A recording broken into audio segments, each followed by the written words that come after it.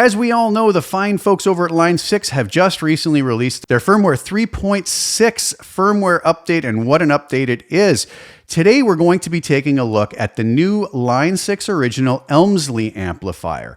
What it is, what it does, how it sounds. Also, later in the video, I'm going to play you a demo of my latest Elmsley Ultimate preset, which is available at the link below on the Line 6 marketplace. This is a great new addition to the Line 6 original lineup of amps. The preset we're going to create today, though, will be available for free at my website. You can download that, mess around with it, try it out, tweak it however it works for you. And if you like that, that's just kind of a little snippet of one of the snapshots of the full-blown preset. The full-blown Elmsley Ultimate preset is going to have a full array of effects dialed in with multiple snapshots for live and for studio. So if you enjoy the free one, maybe think about helping support my channel and go grab a copy of the full-blown Elmsley Ultimate preset over at the Line 6 marketplace, and you'll hear that demo a little later. But for now, let's head over to the release notes first, and then over to HX Edit to take a look and see what this new Line 6 original Elmsley amp is all about. So I think the first thing that we should actually do is take a look at what the designers of this amp actually have to say about it. I think that's always an important thing to do. And the release notes of any new Helix firmware always can give a lot of clues into how these amps can be dialed in. So let's go read that first. So what we're told is the Line 6 Elmsley is a new Line 6 original amp that employs a parallel distortion topology that layers distinct saturation characteristics across the lower and upper registers. The Elmsley features a smooth and present bottom end with some exceptional sparkle and definition all through the mid-range and above. The result is an amplifier that is dazzling across the full spectrum, and the amplifier deals with pedals and spades. The other new feature of the Elmsley's power amp section is the negative feedback parameter, where the amount of feedback within the power section's response can be dialed anywhere from wild and unhinged, tight and punchy, and anything in between.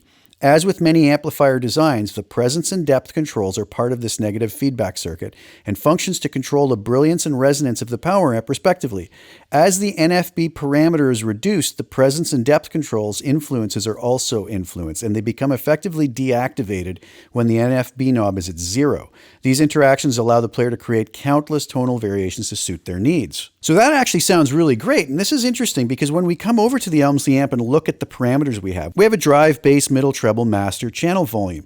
Now that seems pretty normal in comparison to any other amps we have in the Helix, but then we get down here to presence and depth and the NFB control.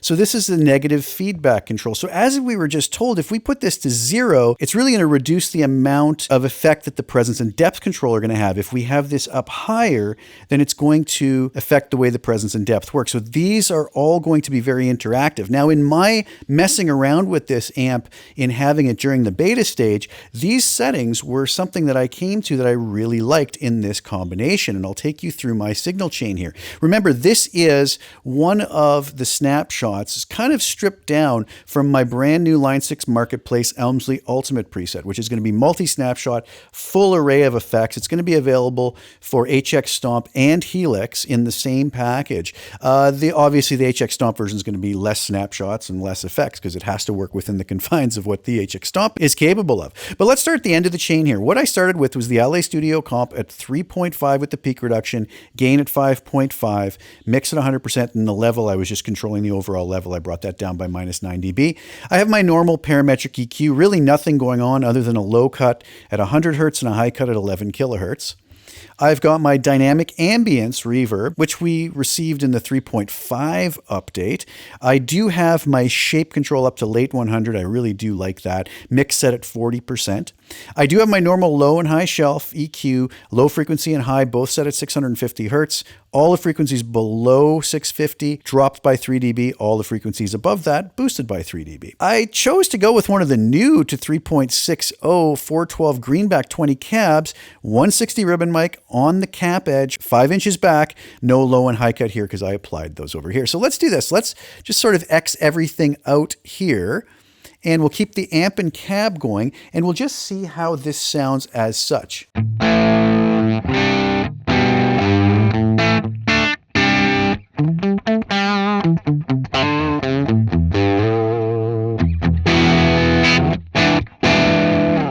All right, let me bring in our compressor at the end.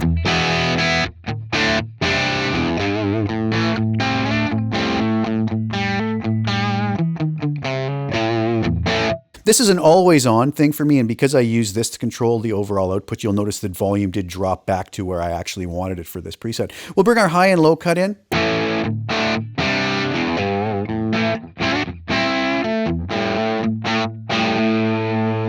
Really liking what this amp is bringing to the table. We'll bring the dynamic ambience in.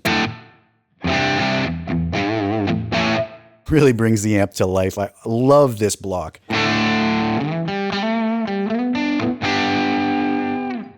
Okay, here's my high and low shelf EQ, just to kind of polish this and make it a little more mix ready.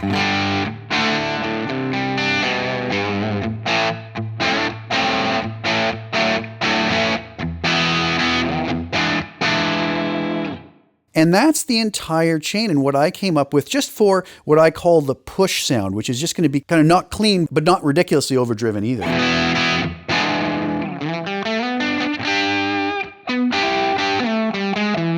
Now I'm on the bridge pickup of my Gibson SG. Now some folks might say that sounds maybe a little bit thin. Works really nice in the mix, but the reason I dialed it in this way is because if I go to my neck pickup,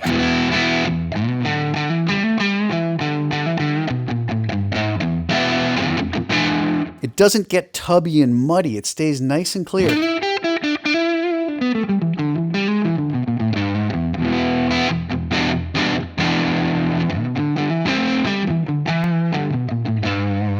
Middle position.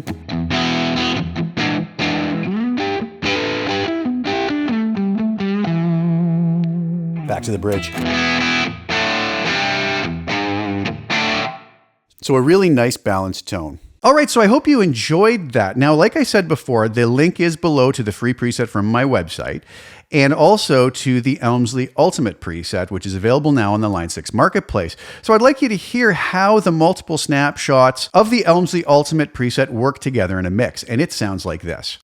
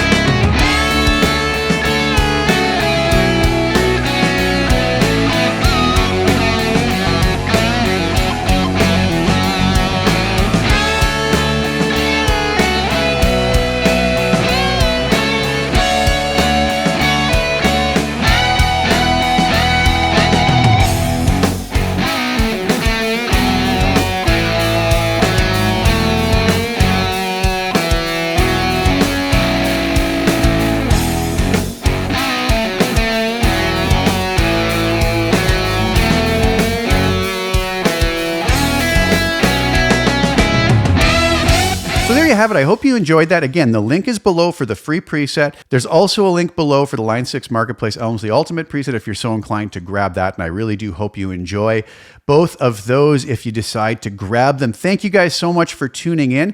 Please like the video, share it with anybody who you think would get some use or enjoyment out of watching it. And also please subscribe to the channel and hit the little bell notification to get notified when I put new content out. I'll be back really soon with some more Firmware 3.6 content. Thanks again so much for sharing your time with me. Ciao for now.